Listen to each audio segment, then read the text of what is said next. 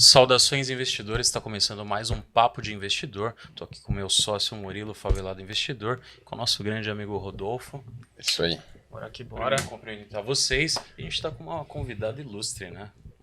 Muita gente pediu para ela participar desse podcast. É uma pessoa que tem uma história muito interessante no mercado financeiro e na vida pessoal. Estamos aqui com a Luísa. Meninos, muito obrigada pelo convite. Seja bem-vinda. Bater um papo aí de investidor, principalmente de dividendos, né? Exato, boa. É Então, isso aí. bora, mais um episódio aí. Bom, antes de tudo, muito obrigado novamente por aceitar aqui o convite. E assim, a primeira pergunta, né, que geralmente eu que acabo fazendo, é como que você iniciou dentro do mundo do mercado financeiro? Né, eu sei que possivelmente teve uma influência ali do seu pai, mas eu acho que no fundo também deve ter sido uma decisão sua, acima de tudo. Como que você decidiu ir para o mercado financeiro? Bom, diferente dos meus outros 4 irmãos, né? Eu tive a oportunidade de crescer junto com meu pai, né? Então eles, a ex-mulher dele se separaram muito jovens e aquilo, né? Vida de pais separados, não teve aquele contato tão próximo quanto eu tive, né? Nós moramos juntos no interior, enfim, fui criada com ele. Então, é uma coisa meio que, eu acho que de DNA também, porque a minha mãe também trabalhou em corretoras, imagina, na época da custódia, quando isso ainda era um setor das corretoras, né? Então, ela trabalhou na mesma corretora que meu pai na década de 90. E as ações funcionam ainda como títulos. Só que, exatamente como uma escritura, as ações tinham as cautelas. Então, você picotava lá o papelzinho para ir receber para coletar o seu dividendo. Então tem histórias assim de gente que ia armada, porque às vezes a empresa não queria pagar e faltava centavos. Então era um perrengue investir, tá?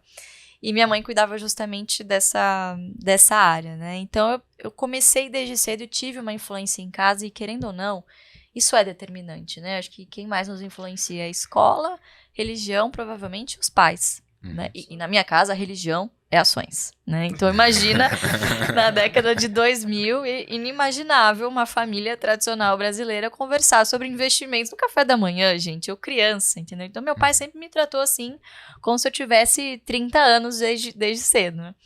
E acho que o primeiro contato mesmo, experiência que eu tive, que mais me marcou, foi quando ele montou a carteira pela primeira vez para mim. Eu tinha 14 anos, foi em 2008. Então, eu tava enchendo o saco, adolescente, aquela época você quer o Nike Shots, e aquilo, né? Começa a ver as amiguinhas com a bolsa, né? Maquiagem, piripororó.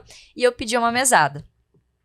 Tanto que eu enchi o saco dele, ele falou, não, beleza, vamos fazer diferente então. Eu vou te dar uma mesada, mas quem vai pagar vai ser a Ultrapar.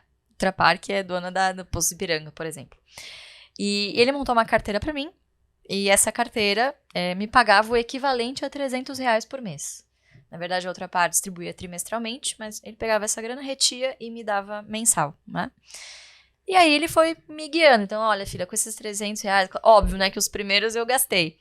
Existe um limite para o que uma garota de 14 anos, né, também pode comprar. Então, aí eu fui sendo orientada por ele. Poxa, vamos reinvestir. Porque se você reinvestir, mês que vem eu não vou te dar mais R$300. Ela vai te dar 301. Se você reinveste de novo, 302,50. E de novo, 305, né? Esses centavinhos vão aumentando. E quando você for ver, já é mais de R$300 que você vai receber por mês. E foi assim que eu comecei. E fui me apaixonando, né? E ai de quem não abastecesse no Posto Ipiranga. Pô, a minha empresa precisa dar lucro pra ter a minha mesada, pra eu ter o dividendo. Então foi basicamente assim que eu comecei a me interessar, a falar, poxa, não, esse é um caminho que profissionalmente também faz sentido, porque os nossos hobbies de final de semana, a gente escolhia viajar para os lugares onde as empresas que meu pai estava investindo tinha fábrica, por exemplo. Uau. Então a gente foi muitas vezes para o sul. Ali na Clabinha a gente visitou várias vezes, Telêmaco Borba, aquela região do Paraná. Então a gente ia de carro, meu pai adorava ir de carro, e a gente aproveitava e fazia várias visitas às empresas, né, as que permitiam crianças, adolescentes, enfim. Então, foi assim que eu cresci, nesse ambiente. A gente viajava, tirava selfie, né, em frente às outras bolsas que a gente via. Então, não tenho como não dizer que não teve forte influência dele. Mas eu também me apaixonei pelo negócio, né? Eu falei, puta, é isso que eu quero fazer, né? Ajudar as outras pessoas a investir melhor também, né? E poucas pessoas, a verdade é essa, conhecem sobre ações, né? Até quando você vai aprender na faculdade ou uma pós-graduação, até você não vê especificamente algum conteúdo sobre ações. Uhum. Então, hoje com a internet, obviamente, ficou muito mais fácil, mas até pouco tempo atrás, e pouco tempo, digo 10 anos, essa informação ainda estava retida Sim, em poucas pessoas, né? Você tinha uma dificuldade de distribuir isso, né? Hoje em dia, tá muito mais fácil. Animal. Até porque, historicamente, aqui no Brasil, a gente tem muita questão do rentismo, né? Então, Total. as pessoas olhavam muito pra, poxa, se eu posso estar ali próximo de 1% ao mês, investindo em renda fixa, para que eu vou olhar para outras opções? Ou mesmo ter que despender um tempo para você entender do negócio e tudo mais, porque Sim. não é tão simplório como uma renda fixa, que é um contrato ali, que você sabe qual é o emissor, você sabe quando vai receber e quanto vai receber. Seja um indexador ou seja de forma ali pré-fixada.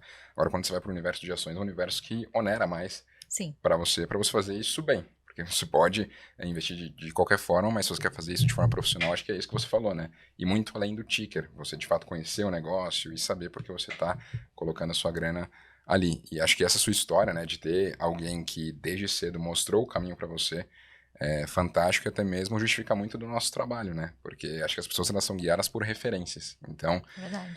até mesmo os meninos aqui, né? Favelado investidor. Quando você tá ali em meio à favela, talvez a única referência que você tem é um menino que se tornou um jogador de futebol, que se tornou um MC, e talvez os únicos caminhos são esses.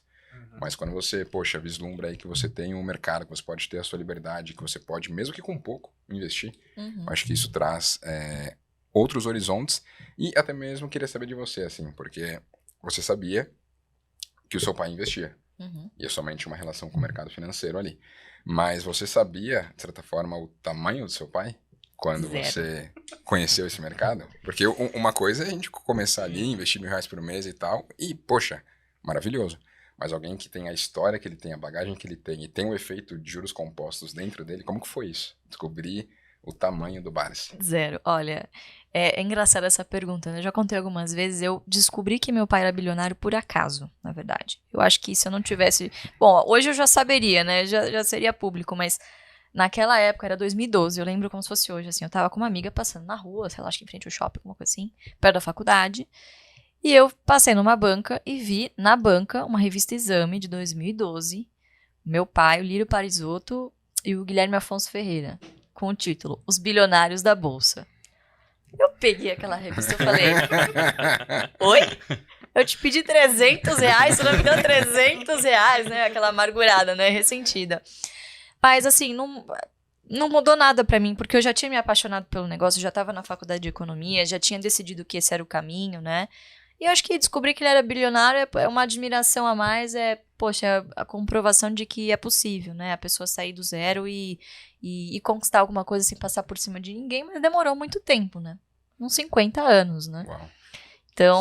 Então me fez admirá-lo muito mais, mas assim, não mudou nada do que eu pensava sobre ele, né? Ou que é avarento, não sei o que não. Ao contrário, eu agradeci muito, porque eu vi ali que eu poderia ter sido uma adolescente, pô, com um cartão ilimitado, como hoje a gente vê por aí, né? Os pais que tentam compensar a sua ausência com bens, né? Ou que, poxa, não querem que os filhos passem por aquilo que eles passaram. Então, acho que o maior dilema do meu pai foi o fato de eu ter nascido com um pai rico. Ele não teve pai rico, ele tinha minha avó, enfim, para ajudá-lo, mas sempre muito pobre, ele teve que tudo que ele conquistou foi fruto do trabalho dele, do trabalho da minha avó. Eu não teria tantos desafios assim para percorrer como ele.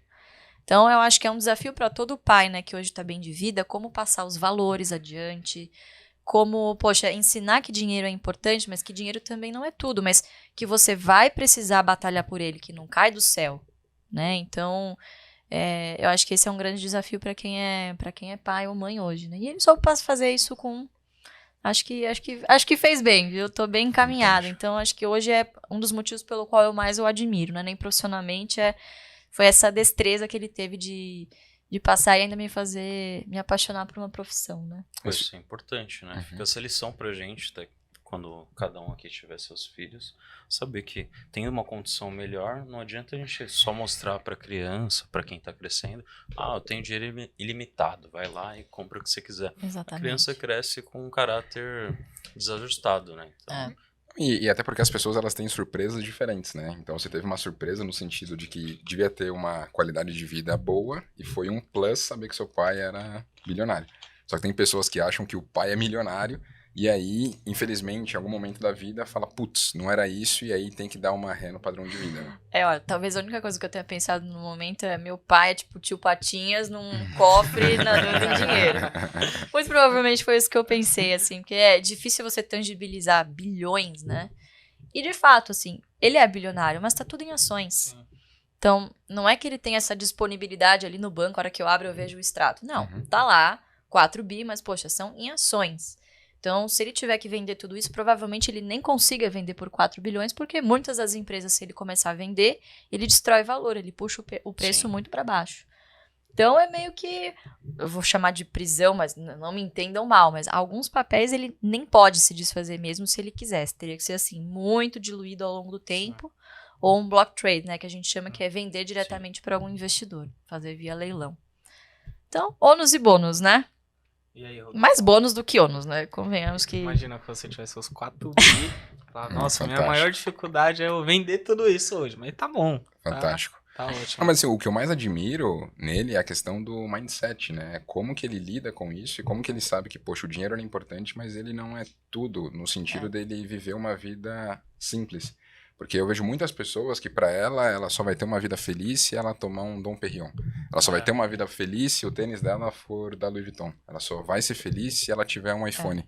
E a gente consegue ver nitidamente que a felicidade dele não tá no dinheiro. Tipo, talvez é a tranquilidade dele, saber que tem aqueles recursos, mas ele não vive em função disso. Tem uma vida simples, com hábitos simples. Até mesmo a galera fala, nossa, viajar de econômica, andar de trem, como assim? Né? Poxa, eu na sua idade eu andaria só de primeira classe, ou teria só motorista de carro blindado, mas não, ele vive uma vida simples. Eu acho que talvez o grande segredo que a gente pode tirar e extrair da história dele é isso, né? Viver essa simplicidade, porque aí vai ter uma vida magnífica mesmo. O que me ajudou muito também, com certeza, durante a adolescência eu pensei alguma coisa desse tipo, a gente podia ter uma vida mais confortável, viajar de primeira classe ao invés de econômica. Aí eu fui fazer um trabalho voluntário na PAI da minha cidade do interior que eu morava e, cara, quando você começa a fazer trabalho voluntário, você vê, assim, o tamanho do privilégio, né? Por mais simples que a sua vida seja, mas você tem comida na mesa, uma família estruturada pra te apoiar, amor, carinho, né? Saúde principalmente. E na paz você tem ali coisas muito tristes, pais que abandonaram os filhos doentes, gente assim em situação de extrema pobreza. Então eu acho que também fica a dica aí, incentivar os filhos a fazer trabalho voluntário, né? Ver que a nossa realidade é de privilégio de fato, né? E que existem formas da gente ajudar, não necessariamente só doando dinheiro, mas doando o seu tempo pro próximo, né? Em comida, em roupas, enfim, o que as outras pessoas precisam. Então foi uma grande lição pra mim e sempre que eu me desvio de alguma coisa, eu lembro desses momentos também de voluntariado, foram bem legais. É um movimento extremamente importante, né? A gente que cresceu na favela sabe quantas pessoas passam dificuldades e às vezes por conta de ter menos acesso, não ter um pai e uma mãe lá que vai dar um direcionamento, não vai trazer muitos princípios e valores, e a pessoa vai crescer sem perspectiva. Quando você vê essa realidade, você vê o pessoal passando fome, você vê o pessoal sem trabalho, você vê criança cuidando de criança numa casa pequena, você percebe que é importante ajudar as pessoas, mas como a gente já ajuda passando informação, ter experiência física lá também é legal. Eu e o Murilo, a gente visitou várias favelas, principalmente antes da pandemia, né? Palestrando em algumas ONGs, e a gente percebe o quanto as pessoas precisam de ajuda. E é claro que, como você bem disse, não adianta só pegar e dar o dinheiro que não vai resolver. Você está colocando um band-aid no câncer. Para resolver, a gente tem que ir lá, tem que trabalhar a educação, tem que melhorar os caminhos, né? Mostrar para as crianças, para o pessoal que está crescendo, que é importante estudar e procurar crescer. Porque se eu conseguir, o Murilo conseguiu, saindo lá de baixo, com certeza as outras pessoas vão conseguir se elas se espelharem, né? Por isso que é importante ser esse exemplo. Agora uma pergunta um pouquinho diferente. Você falou a respeito, beleza, quando você descobriu que seu pai, né, você viu na revista Exame, meu pai é bilionário e tal. Agora falando um pouco sobre você tem alguma meta financeira de patrimônio? Tipo, eu quero me tornar bilionária, ou não sei se já tá também, né? Esse porém. Ainda não sou Barsi pai, ainda não cheguei lá. Mas assim, uma meta financeira que você estipulou, às vezes até para sua aposentadoria, como que você enxerga essa questão de meta mesmo financeira? Uhum. Eu pergunto isso porque, com certeza, o Rodolfo e o Vinícius veem diariamente pelo Favelado Investidor também. Muitos seguidores perguntando a respeito disso. Pô, Murilão, qual é a sua meta para 2022? Janeiro tá chegando, aí sempre tem aqui, ó. Qual é a meta para esse ano? Uhum. E aí eu queria saber a sua visão a respeito disso. Né? Quais metas que você estipula? Legal. Eu não tenho uma meta em patrimônio, até porque boa parte do meu patrimônio está em bolsa. Uhum. Então, estando em boas empresas, o que eu acredito é que no longo prazo não existe limite para onde esse patrimônio possa chegar. Né? Quanto mais exposto você está a isso, claro, de novo, dependendo da qualidade das empresas que você está, do reinvestimento, do seu comportamento, é um caminho natural você ter um patrimônio alto lá na frente. Né? Não tenho pressa em relação a isso. As minhas metas são sempre em relação à renda. Hoje, se eu quiser, eu não preciso mais trabalhar. O fruto dos meus dividendos já me dariam o suficiente para eu viver assim. Não com muitos luxos, mas, confortável, alugando uma casa legal, viajando umas 2 vezes por ano, um carrinho, entendeu? Uma vida digna basicamente, eu já poderia me aposentar hoje. Não gosto dessa palavra porque não penso em parar de trabalhar nunca, porque Deus me livre e guarde, né? Não consigo pensar nisso. Então, as minhas metas, assim, tanto as de longo, né, quanto as de curto prazo, é sempre em relação à renda que eu quero obter com este patrimônio que eu estou acumulando. Porque, de novo, o patrimônio não tem como prever, né? Pode oscilar tanto para cima quanto para baixo. Então, hoje eu tenho uma meta de de receber 1 milhão em dividendos por ano. Um pouquinho menos que meu pai, né? Que vocês não viram, é por dia, 1 né? milhão é e por dia. 15 por dia. Ainda não é por dia, é por ano. Mas, cara, quem recebe, no Brasil, 1 milhão de dividendos por ano? Entendeu? Eu tenho 28 anos, né? Então, acredito que no ano que vem, se tudo continuar como está, eu devo atingir essa meta. E aí, essas metas, para serem cumpridas, têm que se desdobrar em metas em quantidade de ações. E é por isso que a gente torce para a bolsa cair. A gente estava até conversando, putz, daqui a bolsa vai subir. Eu falei, pelo amor de Deus, você para com essa palhaçada. Eu quero que fique pelo menos aí onde tá, porque eu quero atingir a minha meta cada vez mais rápido. Então, quanto mais barato você paga pelas suas ações, mais rápido você atinge essa meta. Então, hoje eu tenho uma meta de chegar em 250 mil ações de Santander. Tenho 100 mil, faltam 150. Acho que pelo menos em uns 3, 4 anos eu atingo essa meta. Só essa ação me pagaria, pelo menos, em média, ao ano, 250 mil reais. Tá. Então já seria aí 1/4 da renda estimada que eu tenho. 25% da meta. Exato. Então Só percebam. com Santa. Só com Santa. Então percebam, são metas concentradas também, né? E eu considero que eu tô no início ainda. Eu tô desde 2008 na bolsa, mas, assim, os períodos em que eu me recordo de fato de, tirar dinheiro do bolso, tomar as minhas decisões, foi quando eu comecei a trabalhar com isso, ter contato na faculdade, enfim, foi em 2012 para 2013. Que, assim, hoje, olhando para trás, foi uma excelente época para eu começar, porque o governo Dilma, você teve ali vários solavancos, só que quando você tá vivendo aquele momento, puta, cara, você não tinha esperança. Você achava que o país ia explodir, entendeu? Já era o Brasil. Puta merda, o que eu tô fazendo, né? Então, assim, por várias vezes eu duvidei que isso daria certo, né? E, infelizmente, a gente só acredita que dá certo, quando vê o patrimônio subir, quando você vê a renda, né? Quando você vê a renda pagando seus boletos. Então, hoje tenho plena convicção de que funciona e pretendo seguir nesse caminho aí o máximo de tempos enquanto Deus permitir. E você já se viu fora do mercado antes? Já cogitei algumas vezes, mas, cara... Tem nada assim que você...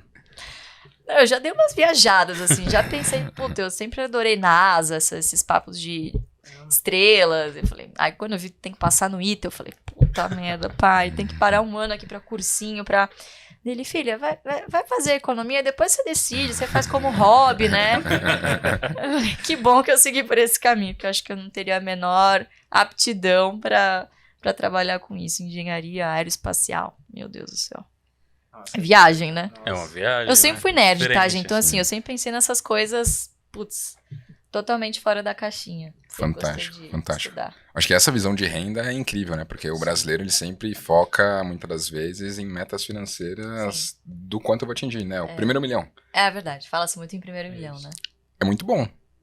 Mas, poxa, o quanto você vai conseguir de renda desse milhão? Porque é isso que no fim do dia vai importar. Porque você fica ali com o capital, que ele pode eventualmente oscilar, mas você vai ter ali a renda que ele gera e é essa renda que vai de fato te trazer a tranquilidade, porque 1 milhão não é 1 milhão de 10 anos atrás, por exemplo, quando você descobriu que o seu pai era bilionário, até por conta de inflação e afins. Então, acho que ter essa visão é importante. E também, eu acredito muito que a estabilidade não existe, né? No sentido de, poxa, cheguei numa meta aqui, eu vou me manter aqui, sabendo que né? Você não tem nem 30 anos, né? O quanto que você pode ajudar, de certa forma, a sociedade a se conscientizar disso daí, mudar a vida de outras pessoas, né? Acho que muito do nosso trabalho é para isso, não é mais, de certa forma, pelo dinheiro. É legal? É, mas o feedback que nós ouvimos, né, das pessoas, à medida que elas são transformadas pelo mercado, porque é sempre aquilo, né? Você teve aquele bichinho do mercado que te picou e você viu que é bom.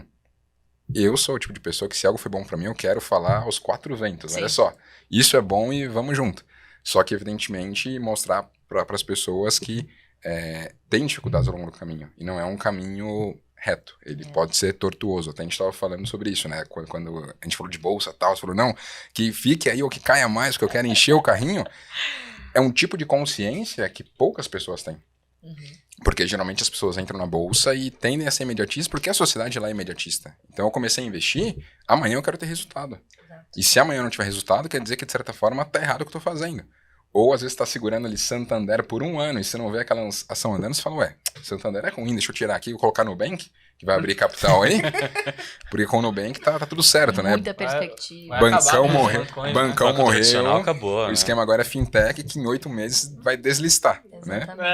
Exato. Então, eu até queria aqui que você passasse aqui, dado a sua experiência, como que as pessoas elas lidam com as distrações que podem acontecer, no sentido de ter muitas informações e perspectivas e tal, até porque no Brasil a gente via, por exemplo, uma perspectiva de PIB para esse ano, bem pequenininha, aí a cada vez ia aumentando, e agora o mundo todo tá olhando para o Brasil. O ano passado foi o patinho feio, o mundo andou e o Brasil não, e esse ano parece que o Brasil é o país e o mundo é o patinho feio.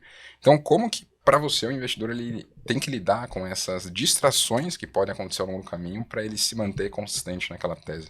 A verdade é que a maioria não lida, a maioria faz e erra, né? E aprende caindo, né? Então, quando você aprende o que você não quer e o que não dá certo pra você, fica muito mais fácil de você seguir por um caminho, né? Por isso que eu não tenho, assim, medo de ser repetitiva.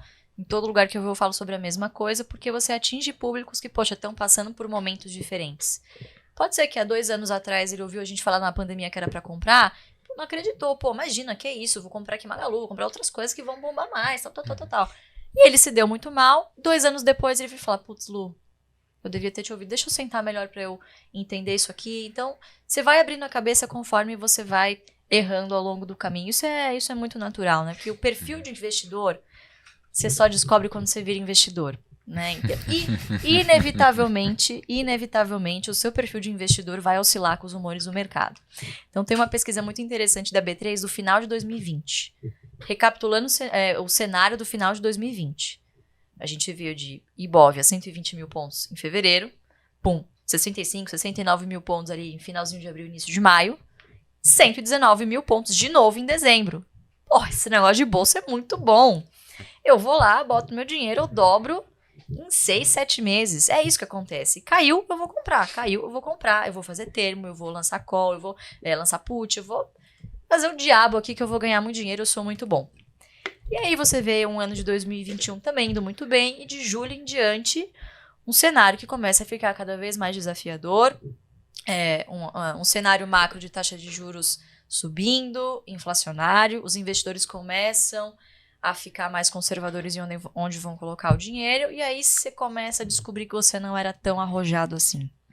Que ter 70% do seu patrimônio em ações, putz, acho que é demais pra mim. Então você só descobre vivendo, né? Felizmente ou infelizmente. E tem os outros investidores que se colocam numa posição de se expor à ruína, né? Então, poxa, se alavancam, pegam empréstimos. Eu vi gente com taxa de juros a 2%, pegando empréstimo a rodo para colocar na bolsa, achando que ia subir tudo muito rápido.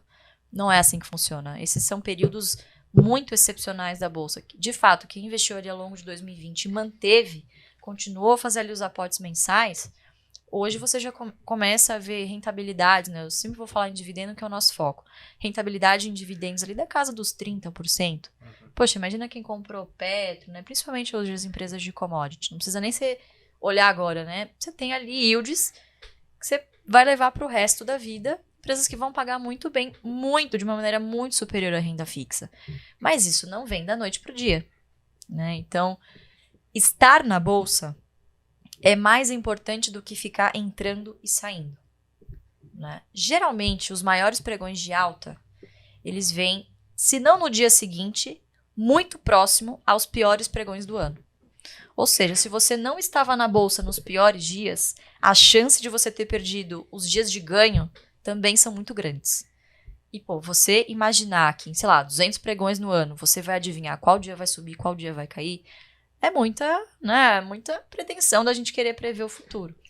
Probabilisticamente, a chance de você ganhar ou perder dinheiro na bolsa em um mês, 3 meses e 1 ano é a mesma, 50%. Então, você tem 50% de chance de ganhar, 50% de chance de perder. Conforme o tempo vai passando, então, por exemplo, há 3 anos, isso já sobe 10 pontos percentuais, a chance de você ganhar dinheiro na bolsa. Então, você fica já 60, 40. Ainda uma probabilidade alta de você perder dinheiro. Para 5 anos, isso já sobe mais 5 pontos percentuais. 20 anos em diante, é 99% de chance de você ganhar dinheiro. Só que quem quer investir? Quem quer enriquecer em 20 anos? Ninguém. Se eu quisesse, se eu tivesse a fórmula, eu queria enriquecer amanhã. Mas não é assim que funciona. A não ser que o seu negócio seja... aí não vamos entrar nisso, mas seja ilícito. Não sei. São outros 500. Mas com bolsa eu nunca vi ninguém enriquecer da noite pro dia. Mas você não acha... Claro que tem a parte do próprio imediatismo ali, do público que tá na internet... Mas você também não acha que tem uma parcela, que eu nem vou colocar numa categoria de influenciador, que vende esse sonho de, entra aqui, seja ou só fazendo day trade, ou até mesmo na bolsa como um todo, ou agora tá na moda, né, foguetinho de não sei o que, isso, aquilo, e vai enriquecer da noite pro dia. Então tem a própria ganância da pessoa, Sim. Então ela tem a responsabilidade dela, tem a culpa dela, e tem uma chuva de anúncios pela internet falando, pô, coloca aqui R$100, R$1.000, que se você for fazer o cálculo, em 2, 3 anos você tem o PIB do Brasil. Só que ninguém vai calcular isso. Né? E quando a gente olha isso, eu falo, cara, isso é um desserviço tão grande, por exemplo, com nós que estamos todo santo dia, seja no Instagram, no YouTube, nas redes sociais, criando conteúdo sério e, além disso, provando, como você falou, na estatística, em 20 anos, a probabilidade de você enriquecer vai ser muito maior do que perder grana. Só que é como você falou, ninguém quer esperar 20 anos. Né? E entra aquele assunto que o Vinícius sempre discute, 20 anos vai passar do mesmo jeito. Você quer passar, né, chegar a esses 20 anos com o seu patrimônio crescendo, te gerando renda, ou sempre, todo santo dia, pegando lá seus R$100, R$1.000 e colocando no foguetinho que vai te enriquecer. Né? Então a gente sempre entra nessa discussão e eu acabo discutindo muito com várias pessoas, tipo, famosos na internet. Eu falo, mano, você tá fazendo o serviço. Cansei de mandar direct pra uns influenciadores, ex-BBB por aí, que eu falo, cara, não faz sentido isso que você tá fazendo. Tanto que na última semana tivemos uma aí que repercutiu bem. Né? Você chegou a ver isso aí, Rodolfo? Não. Vídeo gravado. Sim, de uma lamentável, né? Tipo, lamentável. Sei lá quantos seguidores tem, 7 milhões, 10 milhões, sei lá, mas influencia muita gente. Você tá entendendo? Mas vamos lá, mudando um pouco de assunto. Quando nós olhamos, né, todo esse cenário agora 2022, Brasil. É que eu tô achando esse ano tranquilo? Você acha que tá mais de boa? Eu acho que tá. É que o Brasil é um pouco do foco, né? Tanta coisa acontecendo no mundo que, poxa, vamos deixar o Brasil aqui. O que tinha no Brasil é pouco, né? Guerra, recessão, acho que tá suave por enquanto. Pior que é verdade. Não, e aquele ponto, né? O mundo tá vivendo algo que a gente tá acostumado, né? Pois é. Crise, volatilidade e tal, não tem problema. É o meme lá do Hulk, né? É isso aí. Já viram esse meme lá dos Vingadores? Não, como que é? Como que é? E o Hulk é o Brasil, né? Representa o Brasil. Aí fala, como que você vai combater essa crise, Brasil, isso, aquilo? Esse é meu segredo, capitão. Eu sempre estou em crise. Então tá de boa, tá ligado? Mas assim, falando sobre eleições de 2022, você acha que tem muito ruído aos ouvidos, principalmente dos investidores iniciantes?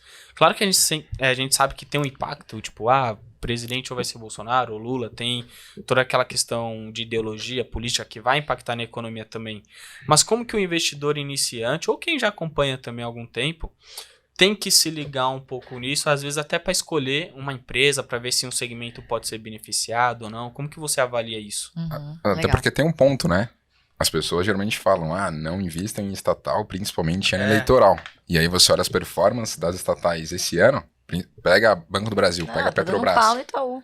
É isso?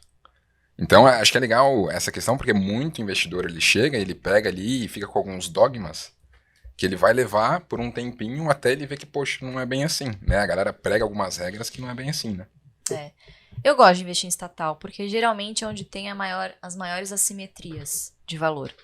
Então, poxa, você tem um banco como o Banco do Brasil, que até uns 3, 4 meses atrás estava R$30. E assim, o banco competindo de, assim, igual para igual, praticamente, em rentabilidade com outros grandes players privados. Surfando, claro, muito as características da sua carteira de crédito, que é grande parte influenciada pelo rural. E pelo fato de que receita com cartão de crédito, enfim, tem muita penetração nos próprios clientes do banco. Então, o cara que pega um crédito rural, ele não pega só o crédito. Ele também é correntista, ele também tem um cartão de crédito, ele também tem um investimento, uma LCA, ele tem ali o gerente do private dele, tem ali o gerente, né? Enfim, ele tem um relacionamento de longo prazo com o banco. Coisa que você não vê, por exemplo, com outros fintechs, por exemplo. Você abre lá a sua conta, só não quer pagar taxa, pega lá o cartãozinho, cara, e é isso. Então, hoje você está vendo um movimento de muita inadimplência nesses bancos e fintechs que tem o foco muito mais em varejo, né? Então, quando você se volta para os fundamentos dessas empresas, né, e coloca esse fato de serem estatais, e claro, sempre vai ter ali um desconto de valor, né, em relação ao valor de face na precificação, tudo bem, porque os investidores colocam uma margem de segurança maior. Quando você se volta para os fundamentos, você vê que não tem muito motivo para você não investir nesse tipo de empresa, senão esse detalhe de ser estatal. Eu praticamente não me atenho a isso, porque eu acho que o governo é um dos melhores sócios para se ter. Ele chia, ele xinga, eu não gosto, não sei o quê, as empresas, piriri pororó, mas quando ele precisa, ele fala, pelo amor de Deus, me adianta os dividendos. Exato. Eu não gosto de você, mas me paga o que você me deve. E aí você que é sócio do governo, vai receber junto, né? Então, por exemplo, a Eletrobras, que hoje foi privatizada, né? Quer dizer, o governo vendeu uma ação ali, tem 40%, eu acho 30% do capital hoje, tem poder de voto, é dono, mas não é ao mesmo tempo, né? Então, hoje é uma empresa de capital privado com muita influência do governo. Vai continuar recebendo excelentes dividendos. Sempre vai existir esse incentivo de pagar os dividendos, porque o governo sempre vai estar precisando de dinheiro. Isso é um fato. Então, eu prefiro ser sócia de um sócio desses, de um cara desses, do que ser credora. Muito mais. Eu acho muito menos arriscado, inclusive. Mas é isso. O seu ônus é que essa ação vai oscilar muito mais, principalmente no ano eleitoral. Mas bolsa não tem segredo. Bolsa, independente do tipo de ação, ela é expectativa em relação aos resultados. Se as empresas estatais ou não derem resultado, quanto maior a assimetria de valor, quanto mais barato você pagou, maior vai ser a sua rentabilidade total, que vai ser a soma dos dividendos que você reinvestiu, mais a valorização da ação. Então, não tem segredo. A gente analisa as estatais como qualquer outras empresas. Não temos nenhum preconceito em relação a isso. Inclusive, temos boas posições em estatais. Mas são empresas que, poxa, via de regra, tem ali estatutos blindados, como é o caso do Banco do Brasil. A lei das estatais de 2016, ela trouxe uma segurança jurídica a mais do que em momentos anteriores, justamente para precaver que outros episódios de corrupção, como a gente teve, né, na primeira década, aconteçam novamente. Então, acho que estamos caminhando para um momento de maior segurança jurídica em relação a isso.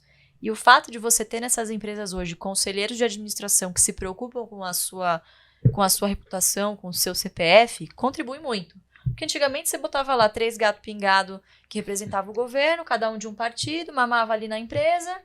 E é isso, amigo. Eu já estou acostumado com isso aqui mesmo, mas meu nome de novo nos jornais não me interessa. Agora, um profissional renomado de mercado que chega lá nessas empresas, poxa, tem que colocar o dele na reta, ele vai tomar as decisões o mais corretamente possível, o mais transparente possível.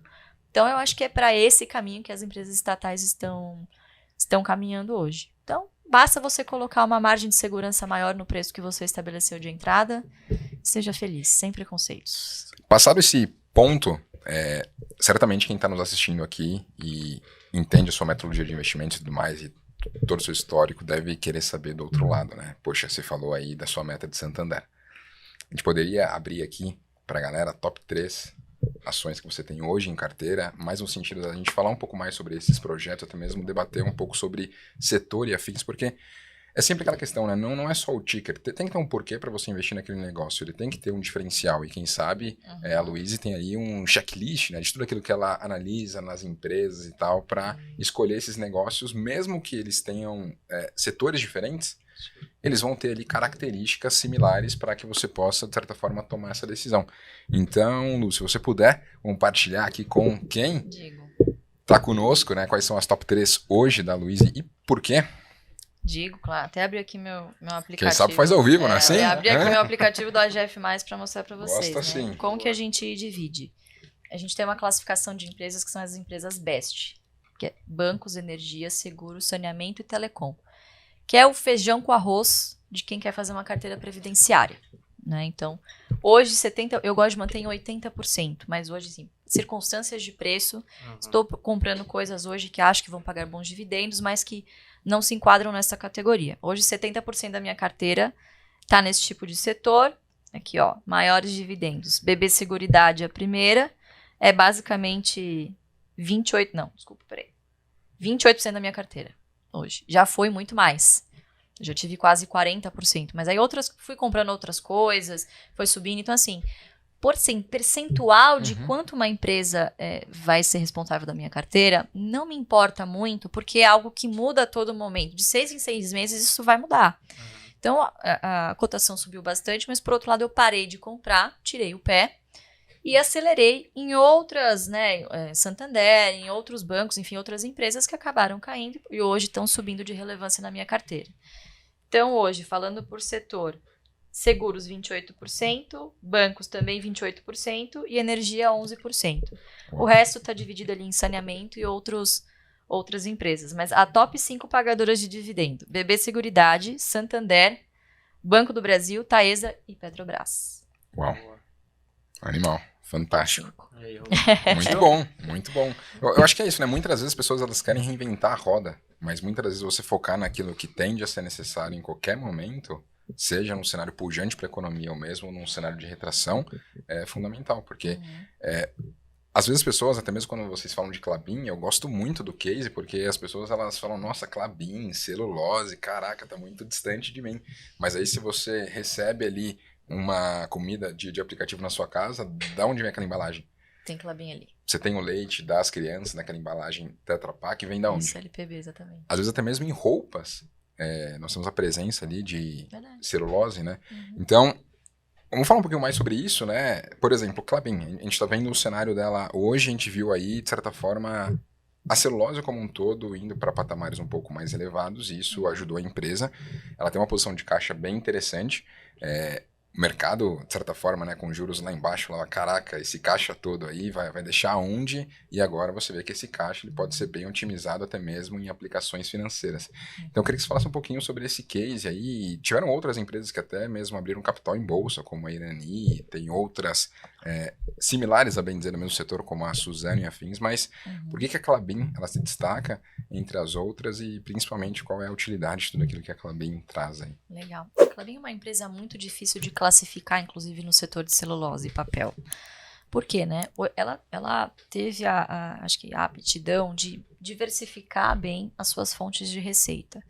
Então, qual que é a vantagem da Klabin? Uma das principais que eu vejo. Ela é completamente verticalizada. Desde a semente que ela planta, é lá no laboratório que ela vai modificar geneticamente para que essas árvores tenham um padrão, até as florestas, né, o segmento florestal, segmento de celulose, segmento de papel e cartões, segmento de embalagens. Então ela pode, no meio do caminho, decidir, aqui, a celulose está em alta, eu vou vender mais celulose e vou beneficiar menos produto, vou levar menos produto para o fim da cadeia.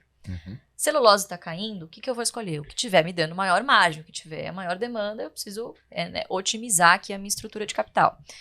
Eu paro de vender um pouquinho de celulose, pego essa celulose, transformo em papel cartão, daqui eu vou para embalagem ou eu vendo para o cliente aqui.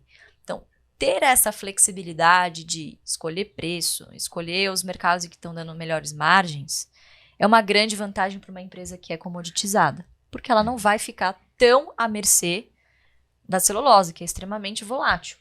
Né? Então, diferentemente da Suzano, que boa parte das suas receitas é exportação pura de fibra curta, fibra longa, e é isso. Inevitavelmente vai sofrer conforme os ciclos. Né? E o ciclo de baixa, ele também, inevitavelmente, chega. Então, é justamente nesses momentos pujantes de dólar alto, commodity em alta, que a empresa aproveita, obviamente, para fazer tudo o que é possível, para fazer algum caixa ali, para passar por esses momentos difíceis e trabalhar no custo caixa. Então, as empresas vencedoras, principalmente commodities, são aquelas empresas cujo custo caixa é previsível, é o mais, né, assim, o mais controlado possível. Então, ter essa política dentro da empresa de controlar custos também é muito importante, porque é muito fácil você ser perdulário no momento em que, poxa, a empresa é uma máquina de fazer dinheiro, mas isso não dura para sempre. Então, ela precisa ser muito conservadora na sua alocação de capital. E hoje a Klabin ela consegue captar muito barato. Ela emitiu agora uma segunda rodada de Green Bonds. Então, pelo fato dos produtos dela serem de alta sustentabilidade, a gente está falando no futuro também de um potencial muito grande de descarbonização, que acho que é um negócio inevitável. E empresas florestais vão ter um papel muito importante em relação a isso. Empresas também, etanol, enfim, né, usinas de etanol também tem um papel muito importante nesse processo. Então, eu acho que é uma empresa completa sobre esse aspecto de diversificação das suas receitas e verticalização. Ela controla todas as etapas da sua produção, né? E a segunda parte, o que muito nos agrada também, é a empresa Klabin, a cultura organizacional, o fato de ser uma família, a mesma família que controla a empresa há mais de 100 anos. É uma família que tem muita responsabilidade com a empresa. Então, assim, não vai sair fazendo qualquer negócio ruim, não vai queimar caixa, sabe? Sempre muito conservadores, também abertos a escutar alguns acionistas.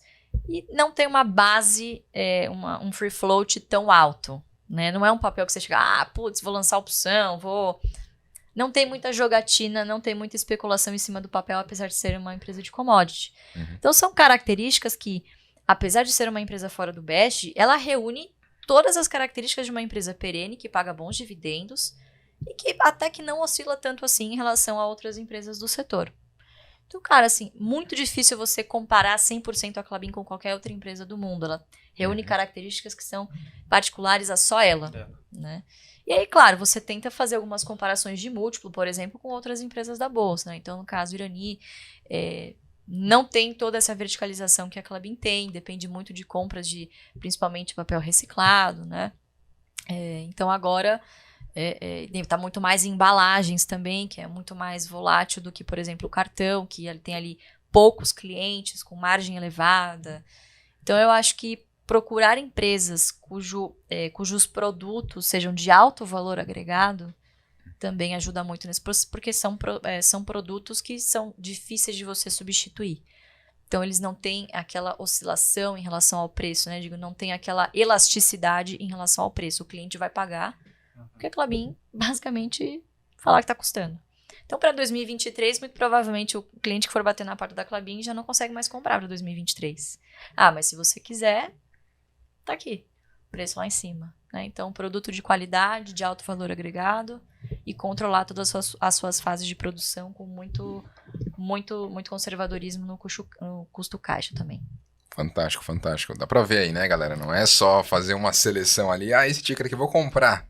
Tá abaixo de R$10, vamos comprar essa ação. Vai muito além disso, né? Você tem que entender de fato o negócio e ele tem que fazer sentido, né? Não é simplesmente pegar, colocar na carteira, tem critérios aí que você gosta de usar. E para obter informação dessas empresas aí? Porque, enfim, você não tem um HD ali que você pega e só faz upload aqui na cabeça e subiu. Você pode, enfim, acessar o RI dessa empresa, só que de certa forma é um pouco complicado você olhar só para RI, porque você ouve a ótica da empresa sobre ela. Quando alguém fala de si mesmo, ele tende a falar muito bem sobre ele. Quais são hoje as suas formas de obter informação sobre as empresas, e até se você puder abrir, eu sei que de algumas empresas você participa do próprio conselho, né? Você está ali um pouco mais próxima delas. Como que é participar disso tudo? Te traz um outro nível de entendimento, de fato, sobre aquele negócio que você está investindo? Como que é essa experiência aí? Porque talvez, né, para nós ainda está um pouco distante, né? Ser parte do conselho de uma empresa, a não ser a nossa empresa. Mas quem sabe a gente possa ter uma meta aí de acumular várias ações para fazer parte aí também. Olha, às vezes eu acho que mais atrapalha do que ajuda, porque você fica tão enviesado, tão apaixonado, você esquece de algumas condições de mercado, por exemplo, né? Então, falando especificamente de conselho fiscal, né, você meio que analisa o passado. O conselho delibera, toma as decisões e o conselho fiscal vai lá e fiscaliza se aquilo que foi feito há 6 meses atrás, 3 meses atrás, poxa, tá correto, tá de acordo com as regras, isso infringiria de alguma maneira o direito dos investidores minoritários, né? Então, que é basicamente onde eu tô hoje. Eu tô no conselho de administração da Eternit, que aí sim é uma coisa mais estratégica, você toma não decisões de dia a dia, mas mais decisões que vão mexer mais com o futuro da empresa, decisões de investimento. E no conselho fiscal, que é um trabalho mais de fiscalização mesmo, né? Você nem faz parte da administração, você é um conselho que atende diretamente à Assembleia de Acionistas. Então, você é um funcionário dos acionistas e você fiscaliza a administração, né? Mas ter essa responsabilidade, cara, é um peso grande, né? Porque as decisões que você toma ali vão ditar, querendo ou não, pelos próximos anos, a rentabilidade dos investidores que confiaram o capital naquela empresa. Então, é muita responsabilidade, né? Então, aquilo que eu disse para vocês, os conselheiros da Petrobras. Cara, você vai pensar 1000 vezes antes de você dizer um sim ou um não. Você vai analisar material, você vai fazer perguntas de coisas que não estão no material. Você é um conselho que se engaja, poxa, e vai, conversa com os colaboradores, vai nas fábricas, conversa com outros níveis de governança para você ver se, poxa, realmente, será que aquele diretor está me falando? É que o gerente vai me falar a mesma coisa que o diretor está falando? Tempo de casa. Então, você tem pessoas na Klabin que trabalham lá, sei lá, 40 anos, 30 anos. Né? Muito tempo de casa. Né? Então, não tem uma rotatividade tão grande. Né? Isso é muito comum lá. Então, será que é uma empresa legal para trabalhar? Então, assim, são características que você não aprende do dia para a noite. É mais com esse convívio, com esse acesso, né, de fato. Para os investidores menores, ficou mais difícil com a pandemia. Né? Eu acho que as empresas têm se desafiado a melhorar os seus canais de comunicação com os acionistas. E agora, algumas empresas começaram a voltar com os eventos presenciais. Que quem puder participar, ou mesmo se for de uma maneira online, é a chance não só dos analistas, mas os investidores fazerem perguntas para a diretoria. Né? Então, as APMECs, né, que a gente chama, são eventos muito legais para se participar, quem puder. Quem não puder, assistir depois remotamente. Então, são oportunidades de você perguntar o que não está no press release, né? O que não está ali no balanço e você ter a chance ali de uma pergunta.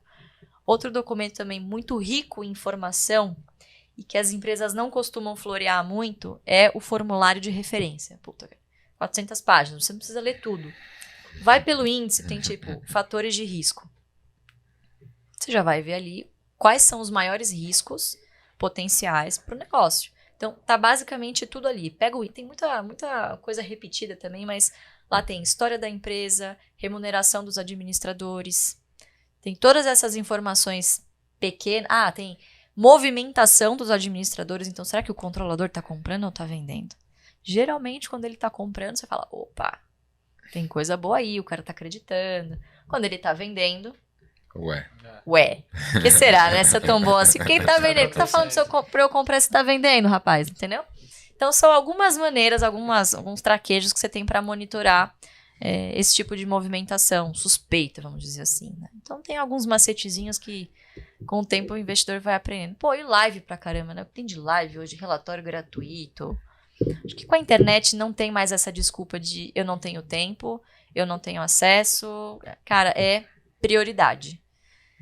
Eu duvido que não tenha ninguém aí que passe pelo menos 1 ou 2 horas no Instagram, se você somar tudo no dia. Cara, tira meia hora dessas 2 horas que você passa lá no Gossip do Dia, na Ana Hood, no Gloss. Tira meia hora. Meia hora e vai estudar suas empresas. E vai estudar um pouquinho, que com certeza vai compensar. É uma informação importante, né? O cara tá começando a investir e ele só acompanha, sei lá, só o nosso canal, por exemplo. E não acompanha a empresa. Ou às vezes ele investe em empresas que ele nunca comprou o produto ou serviço. Acho que é importante, a gente que está começando a investir, o pessoal tem a oportunidade de comprar o produto ou serviço da empresa que ela escolheu, seguindo o seu passo. Você falou, pô, foca na maioria em empresas de serviços, produtos essenciais, né? Não vai inventar comprar qualquer empresa. E na hora de ler o relatório de auditoria, o balanço da empresa, os fatos relevantes, é importante você entender que por mais que seja um documento grande, é uma leitura interessante, né? Você vai saber onde você está colocando o seu dinheiro. A gente, quando fazia auditoria das empresas, tinha esse tete a tete com o cliente, pô, pegava o balanço 6 meses antes da publicação, dava uma analisada para ver como que estava a saúde financeira, quais eram os riscos, se a empresa realmente conseguiu apresentar todos os dados necessários para fazer as análises e assim ter um parecer sobre isso. Você acompanhar esse tipo de informação vai te deixar mais seguro em relação a onde seu dinheiro está. Porque muitas pessoas ficam em choque da grana oscilando, mas se você sabe o que está acontecendo na empresa, você vai ficar mais tranquilo, né? Não pode ser um investidor só de gráfico, né? Você tem que entender o que está acontecendo e onde seu dinheiro está. Muitas vezes você tem segurança do caminho que a empresa está seguindo e o mercado vai te mostrar outra coisa. Pô, às vezes a ação tá bem, a empresa tá bem demais, mas a ação não. Não sei, você não sabe se tem algum fundo vendendo. Por exemplo, né, no final de 2021 foi isso. Muitos cotistas, poxa, cara, vou pra renda fixa, se lasca isso aqui de fundo multimercado, já apanhei muito, vou vender a cota. Os caras são obrigados em D mais 60 e entregar a cota do seu cotista. Então, assim, muitas vezes esses movimentos de curto prazo, ele não tem uma explicação a não ser, tem mais oferta ou tem mais demanda. É isso. Então, as pessoas às vezes ficam procurando o pelo em ovo, a informação privilegiada que tá fazendo essa ação cair. O que aconteceu hoje? Não, mas o que aconteceu hoje? Qual e hoje? notícia que saiu? Sabe, tipo, o burrinho? A gente já chegou? A gente já chegou? Então, não é todo dia que você tem grandes novidades sobre as empresas, né? Então, eu acho que é mais acompanhar quando você tem muito fundamentado quais são as qualidades das empresas que você tem em carteira, você passa a prestar muito menos atenção nesses fluxos diários aí, esses fluxos rotineiros. Boa, excelente. Muito bom. Bom, começar agora o ping-pong, Rodolfo? Eita, esse quadro. É esse que é o polêmico, agora que é o arquivo confidencial aqui. Muito bom, vamos lá. E é um oferecimento, fala um pouquinho. A gente tem alguns patrocinadores no canal, né? E a gente tá com a Faz Capital, né? Que é uma empresa de assessoria de investimentos, tá com a gente, parceira. A gente sempre pega esse quadro para fazer um bate-bola, para ver o que você prefere, se é isso ou aquilo, e para mostrar não só as preferências da Luísa, mas que a gente ensina investimentos de maneira engraçada também, né? O Rodolfo preparou algumas perguntas aí, vamos ver quais são as escolhas. Confio no seu potencial. Não só eu começo aqui com as 4 primeiras e o pessoal vai tocando aqui, afinal de contas não pode centralizar em um só lugar. Mas vamos começar tranquilo. De leve. Instagram ou TikTok? Instagram, pelo amor de Deus, nem tenho TikTok. Dancinha assim? Não, né? A Lu é tradicional. Pode ser que eu morda a língua um dia? Pode ser, a gente viu a terra pra morder a língua, mas por enquanto não. Instagram. Dancinha não, beleza. Bons dividendos hoje ou empresa de crescimento que pode pagar muito no futuro? Balançou, hein? Bons dividendos hoje que vão continuar crescendo. Aí, ó, foi esperto. Boa. Essa aqui talvez o pessoal não saiba a resposta, né? Talvez não seja previsível, mas renda fixa ou renda variável? Renda variável. Fácil. Boa. Bitcoin ou Ethereum no mundo cripto? Pode ser nenhum? Nenhum. Zero cripto? Não tenho. Não tenho cripto. Ela ainda vai conhecer o DeFi. Vai morder a língua. Vai morder a língua. Sabe quando eu vou morder a língua? Quando os meus dividendos forem em cripto. Pode não estar longe. Por que não? Não tá Pode não longe. estar longe. Então, assim, eu prefiro não abrir uma conta e comprar a moeda diretamente. Eu não tenho nenhuma moeda hoje na minha carteira, né? Legal. Cripto ou não. Então, acredito que o dia que for tão importante que ninguém mais puder virar os olhos para isso, eu vou receber o meu dividendo em criptomoedas. Para você hoje ter cripto sem cogitação. Não, eu posso mudar de ideia, a gente não tem nenhum preconceito em relação a isso, mas não, hoje a gente está muito focado em empresas. Tá. E principalmente a renda que ela vai trazer, né? Cripto não Exatamente. traz renda direta. Tem outras alternativas, que é você Exato. prover liquidez e afins, mas, enfim, isso vai se desenvolver, ficar melhor e certamente vai dar pra gente falar sobre isso no futuro. Sim. E agora? Daí, Murilo? Vai, marcha. Na verdade, o Rodolfo separou algumas perguntas aqui, né? Pra ver se você prefere, por exemplo, investir sempre ou ter o máximo de caixa. Tem muita gente que tem essa dúvida de, pô, eu pego todo o meu dinheiro e invisto todos os meses, ou separo uma pegada para deixar no caixa. O que você acha que é importante para o investidor? Legal. Depende. Né? Então, você tem R$200 para investir na bolsa todos os meses, que é a média hoje do investidor iniciante chega com até R$200 em média. Cara, não tem como eu falar para você, faz uma reserva de oportunidade. Com o quê? Você vai comprar uma ação e guardar dinheiro para comprar uma outra ação, caso ela caia 10 centavos. Então, não faz muito sentido. Então, neste primeiro momento em que você está começando a carteira, o volume de ações, ele importa. Né? Então, poxa, 1, 2, 3 ações que você puder comprar mais, ótimo. Né? Então, num primeiro momento, não fazer caixa de oportunidades, vai comprando. O mercado sempre vai dar uma oportunidade. Principalmente no Brasil, né? Não, principalmente toda semana tem um estúpido pra falar uma besteira ali, depois um outro idiota pra falar uma besteira ali, e o mercado vai precificar e você vai estar bem demais. Então, eu acho que pra maioria dos investidores, aportar sempre, aportar com constância. Isso vai fazer a diferença. E pra você, referência no mercado financeiro, Warren Buffett ou Luiz Barsi? Ai, caramba. Ele tá me encarando, ele tá falando. Quem você vai escolher, querida? Quem você vai escolher? Eu acho que eu vou apanhar em casa se eu não falar papito, né? Papai, porque assim, ele foi o pioneiro, né? Então, assim, e sem ter ninguém pra se inspirar no momento em que ele tava investindo. Então, foi algo realmente muito... Eu não acho ele uma pessoa genial, mas ele é o cara que mais segue o PDP que eu conheço. O PDP é prioridade, disciplina e paciência. Ele sempre teve muito nítido na cabeça dele onde ele queria chegar. A disciplina de aplicar isso, cara, e a paciência, porque assim, se você tem o tempo a seu favor, você já fez boa parte do trabalho.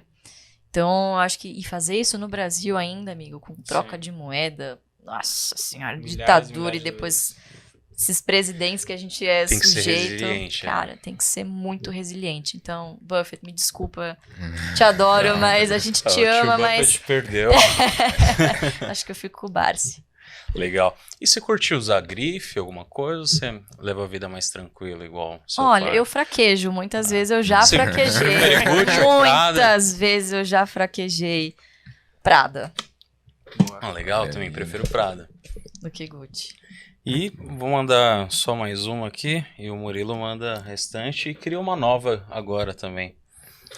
Vamos lá. Mas essa a gente já vai saber respostas, né?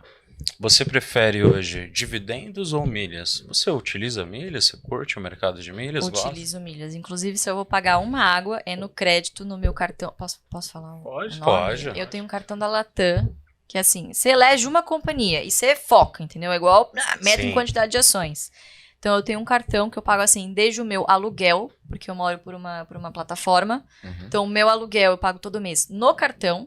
Tudo. R$1, centavos. Crédito nesse cartão Black aí da Latam. E eu uso as milhas pra viajar mesmo. Não fico negociando, porque assim, cara, você precisa de um tempo pra você sentar. É uma renda ativa, né? Estudar. Não é É uma renda ativa, exatamente. Então, não parei ainda, faço aqui um meia-culpa, não parei ainda pra analisar. Eu entendo que tem muita gente que ganha dinheiro com isso, né? Mas hoje eu uso só pra usufruir mesmo. Acabei de voltar dos Lençóis Maranhenses com milhas, gente. Ai, que maravilhoso. Não tá dando pra ir pra muito lugar com milhas também, viu? Vou falar pra vocês, porque o Rio de Janeiro tá, sei lá, 60 mil milhas, 60 mil pontos. Ai, tristeza, né? Boa. Mas aí seria dividendos ou milhas? Não, dividendos, pelo amor de Deus. Porque com os dividendos... Mas aí no final é milhas, então. Mas é com os dividendos que eu vou pagar a fatura do cartão que vão me dar as milhas. Pronto. Exatamente. Boa. Então vamos lá. Investir no Brasil ou no exterior? Brasil. Por quê? Porque o Brasil é os Estados Unidos da década de 70. Lá tem muita coisa, tem muita gente fazendo. Aqui tem pouco, então tem muito mato alto pra você cortar ainda, né? Por mais que a gente sempre fale, puta, o Brasil é o país do futuro, mas, cara, melhorou muito em relação ao que era 10 anos atrás. A gente tá evoluindo. No nosso ritmo, não acho que vai ser Venezuela, também não vai ser uma Suécia, uma Suíça, né? Igual o Círio diz lá do Ceará. A gente não vai chegar no patamar do Ceará tão cedo, né? Repare bem. Mas, pô, eu acho que a gente tem uma economia muito forte, principalmente baseada no agro, que eu acho que não vai deixar a gente virar uma Venezuela. Então, a gente tá, por enquanto, estamos 100% aqui. De novo, isso também pode mudar. A gente não tem preconceito nenhum de mudar de adaptar a nossa estratégia ao longo do tempo. Acho que quem adapta é quem sobrevive. Mas, por enquanto, a gente vê hoje muitas oportunidades, boas empresas pagando bons dividendos uma simetria de valor gigantesca. Empresas que são referências no mundo e que estão aqui.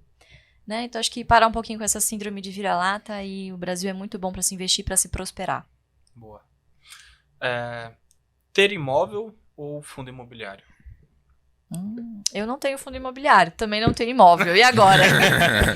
Eu alugo. Ou morar na casa dos pais. O imóvel dos meus pais, pode ser assim? Não, mas brincadeira. Acho que, de novo, né? Se você conhece alguma coisa do mercado e tem condições de fazer isso ativamente, então, por exemplo, poxa, eu conheço um pouquinho ali da minha região, eu tenho tempo para pesquisar, sei que eu comprei um apartamento ali abaixo do valor do metro quadrado, pode ser realmente mais interessante você fazer isso ativamente, comprar o imóvel e investir assim, né? Tem muita gente fazendo isso, por exemplo, na planta para ganhar o INPC. Então, para quem tem tempo, para quem gosta, e o brasileiro tipicamente gosta de fazer esse tipo de investimento, você tem capital para isso, acho que investir em imóveis se torna mais interessante. Agora, se você não tem tanto capital, não tem tanto tempo, aí o fundo imobiliário acaba sendo uma via interessante também se você quer se expor ao mercado imobiliário. Boa. Mas não tenho nenhum e nem outro. Jogo do bicho ou Mega Sena? Mega Sena, eu jogo Mega sempre, Sena. todo ano eu jogo Mega da Virada. Sério? Uau. Ué, vai que, né? O rio corre pro mar, gente. Ah, Vai que, pai, é só pra aqui, pelo amor de Deus, vamos ver se dá sorte. Tem a meta, né? Claro, eu preciso. Aquilo te ajudar a Eu chegar preciso lá. comprar minhas 250 mil Santander, pessoal. Se vier a Mega, ótimo. Alô, joga na Mega Sena, tudo bem. Eu jogo uma vez eu por vou ano. mudar essa estratégia minha aí. E por fim, música eletrônica ou funk? Música eletrônica. Eletrônica. Amo. Boa. Vintage. E funk odeia?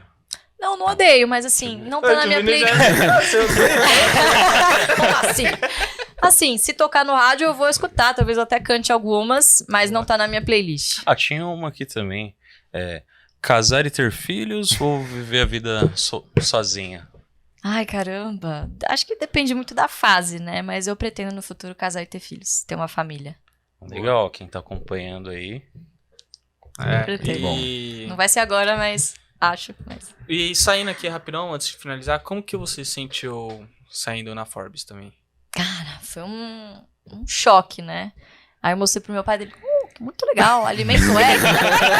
Aí ele pra mim, filha, isto alimenta o ego, mas não alimenta o seu bolso. Eu, pai, poxa vida. Ficou feliz por mim? Ele, não, tô brincando, que legal, né? Eu acho que é mais por isso mesmo, ter o reconhecimento, né? Acho que ser o instrumento que vocaliza todo esse legado de mais de 50 anos, né? Então, ser o rosto disso hoje junto com os meninos do AGF, do Barsi, poxa, é uma responsabilidade muito grande e a gente fica feliz, né? Quando essa voz é premiada, é reconhecida, né? E agora ele foi considerado uma das 500 personalidades mais influentes da América Latina. Uau. Então, assim, lugares que a gente nunca pensou, né? Nunca imaginou em chegar, né? Então... Se a gente está influenciando o Brasil, por que não o mundo, né? Então, pensar grande e dar o mesmo trabalho que pensar pequeno. Então, cara, pra mim é uma honra muito grande, né? Mas assim, sabe tipo a Anitta no Rock in Rio? Eu tenho que agradecer a mim mesma. É isso aí. Então, assim, a gente tem que reconhecer também o trabalho, né? O esforço, meu e dos meus sócios também, do Fábio, Felipe e do Jean. Pô, legal. E pra finalizar, né, que mensagem você deixa pra quem assistiu ou ouviu até o final agora, tá começando e quer aprender mais, quer buscar e talvez quer chegar onde a gente chegou ou em outros lugares maiores ainda? Putz, cara, de novo, né, acho que pensar grande dá o mesmo trabalho do que você pensar ali pequeno na sua zona de influência, né? Eu acho que o que ajuda muito é justamente você olhar pros lados e ver onde as pessoas ao seu redor querem chegar. Elas te puxam pra baixo ou, cara, elas te incentivam a você seguir, a você ir em frente? Pô, eu tenho hoje 5 amigas, eu posso contar nos dedos realmente quem tá me apoiando, sabe? Tá lá por você. Então, acho que esse é um primeiro passo, você olhar quem tá ao seu redor, porque você vai ser a média das pessoas que convivem com você, né? E segundo, PDP, prioridade, disciplina e paciência. Você pode estar errado no mercado por muito tempo, mas aí quando o mercado decide que você tá certo, e ele muda de opinião muito rápido, muito de repente, é aí que vem o seu ganho. O ganho tá na espera, né? Como já dizia o Munger, e não na compra e na venda. Então tenha paciência, faça ali o feijão com arroz bem feito, por um bom tempo, que eu não tenho dúvida que algum resultado vai aparecer. Mas até um ponto importante aqui que você abriu agora. nessa questão de consistência. Uhum. Nós pregamos muito aqui e mostramos, né, pra galera, quando a gente vai pra academia, por exemplo, e tal, eu mesmo gosto de colocar lá hashtag saúde3, né, seja verdade. na academia, seja jogando tênis, porque às vezes nós focamos tanto em comprar ações, comprar Santander, Klabin e tal, e muitas vezes esquecemos do nosso próprio corpo. E acho que tem uma história bem legal no sentido de, poxa, ter eventualmente hábitos que eram de uma forma ali em relação ao seu corpo, ou talvez não olhar tanto para ele em um primeiro momento, só que depois você teve uma troca e hoje olha para isso também, né? Eu queria saber de você como que só pra gente fechar aqui, essa questão da disciplina em outros aspectos, né? Porque às vezes a gente olha só pra questão financeira é legal, o dinheiro mas se você não tiver saúde para usufruir do dinheiro que você conquistou, não vale a pena. E foi isso que eu ouvi de um médico no final de 2019. Ele falou pra mim, ele inclusive investe e tal, seguiu a GF dele. Vou te fazer um paralelo pra você entender a sua situação hoje. Não adianta você ter dividendos pra no futuro você não usufruir deles. Aí eu, caraca, tô nesse ponto. Aí sim, pré-diabética, na obesidade. Eu sempre lutei muito contra o peso, foi sempre uma luta minha na adolescência. Então eu já fui desde anorexia até situações extremas de obesidade na faculdade, enfim. E é a gente que faz a gente chegar nesses patamares, né? Então, poxa, ali virou uma chave pra mim. E é verdade que eu me senti uma farsa. Como é que eu falo pras pessoas que você tem que ter disciplina? Se o mais básico eu não tenho disciplina pra comer, sabe? Pô, é difícil pra academia às 5 da manhã, 6 da manhã? É difícil, mas é o horário que eu tenho. Você que lute. Bota na agenda e vai, porque é como se fosse uma reunião, um compromisso como qualquer outro. Então, eu falei, não, chega de me sentir assim, eu quero fazer essa virada na minha... E só eu posso fazer isso por mim, né?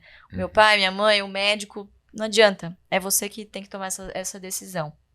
Então, investir é exatamente você ter uma vida saudável. Nunca deixar pra começar na segunda-feira. O hoje já faz muita diferença. 1 ou 2 treinos a mais que você faz na semana mudam a sua rotina, muda a sua semana. Putz, hoje que eu não treinei, eu tô mal-humorado. Hoje, sabe assim, hoje que eu não comi direito, putz, meu intestino não tá funcionando muito bem. E querendo ou não, isso influencia no seu dia a dia como investidor. Investir é um jogo psicológico. Então, se você não tem saúde mental, se você não tá bem com você mesmo, com a sua família, com saúde, claro, todo o resto é muito perecível, né? Sim.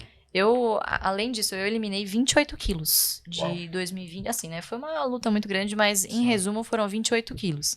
Agora é aquela luta de ganhar massa, né? Que é difícil também.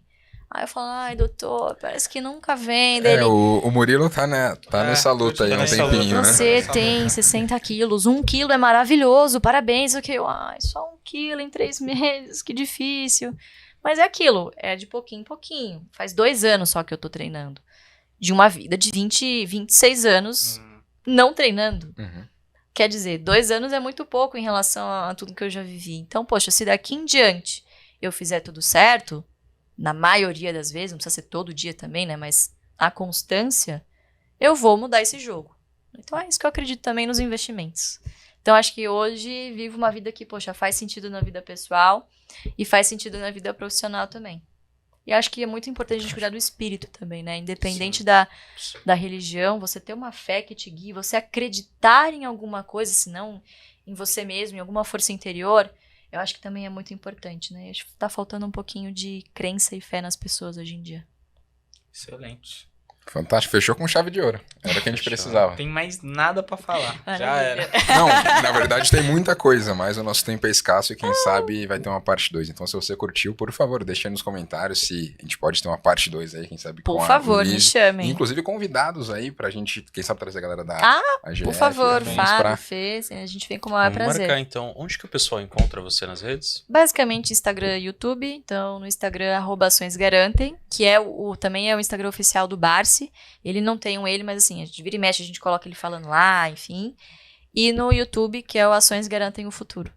E toda semana, se eu puder fazer um jabazinho, semana que vem a gente tem a abertura do Jeito Barsi de investir. Boa. Sempre antes das novas turmas, a gente sempre disponibiliza uma série gratuita com conteúdo para a pessoa conhecer o trabalho, para quem a gente sabe que não tem condições de fazer o curso, ter também um conteúdo de qualidade, são 40 minutos de aula, super legal para conhecer a estratégia e aprender um pouquinho mais sobre bolsa. E bolsa é para todo mundo, é isso que a gente acredita. Legal. Boa, excelente. Luz, sucesso. Muito Obrigada. obrigado por ter vindo. A conversa foi top. Fantástico. Com certeza fica o convite para a próxima. Se quiser trazer o pessoal também. Com certeza. Tamo junto. Com certeza, É fechado. Não deixem de se inscrever. compartilhar o vídeo. Pra quem é meio preguiçoso, não vai assistir até o final, acompanha o canal de cortes. É isso, tamo junto.